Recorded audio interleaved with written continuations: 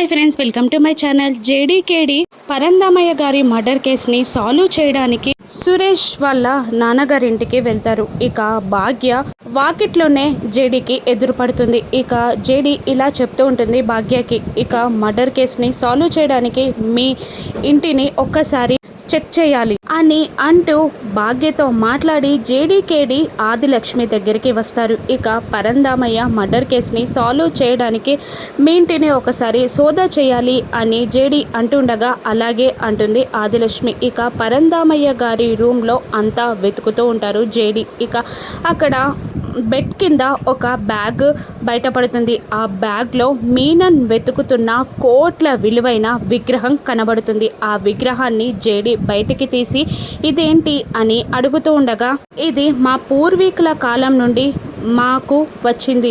ఆచారాల మేరకు కొన్ని కోట్ల విలువైన వజ్రాలను పొదిగి ఈ విగ్రహాన్ని తయారు చేశారు అని ఆదిలక్ష్మి జేడీకేడీలకు వివరిస్తూ ఉంటుంది. ఇక అక్కడ కొన్ని ఫొటోస్ తీసుకుంటారు జేడీకేడి. ఇక ఆ తర్వాత బయటికి వచ్చి జేడీకేడి మాట్లాడుకుంటూ ఉంటారు. పట్టుబట్టి యువరాజ్, కమలాకర్ మామయ్య ఇద్దరూ ఈ ఊరికి ఎందుకు వచ్చారో, ఆ రూమ్లోకి ఎందుకు వెళ్ళారో ఇప్పుడు తెలిసింది అని అంటుండగా, విగ్రహం కోసమా జేడీ అని కేడి అడుగుతుంటాడు. అవును అని అంటూ తన మొబైల్లో తీసిన ఫొటోస్ అన్నీ చెక్ చేస్తూ ఉంటుంది. ఇక జేడీ కిరణ్కి కాల్ చేసి ఇలా చెప్తూ ఉంటుంది, సాధు సార్కి కేసు సాల్వ్ అయిందని చెప్పు, అలాగే కౌశికి గారిని స్టేషన్కి రమ్మని చెప్పు, మర్డరర్ ఎవరో తెలిసిపోయింది అని జేడీ అంటూ ఉంటుంది. ఇక జేడీ కేడీని చూస్తూ నవ్వుతూ ఉండగా, ఇక కేడీ ఇలా అంటూ ఉంటాడు, మన గెస్ట్ని ఎక్కువసేపు అలా వెయిట్ చేయించొద్దు,